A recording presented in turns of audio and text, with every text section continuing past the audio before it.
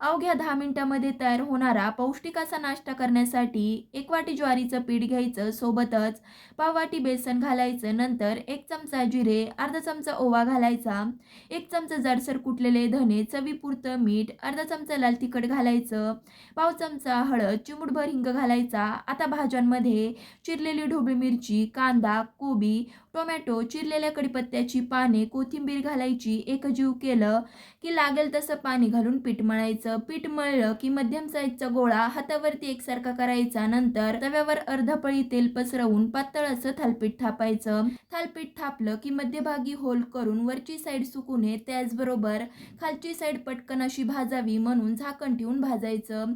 2 मिनिटानंतर झाकण काढून थालपीठ पलटवायचं. वरची साईड अशीच भाजायची.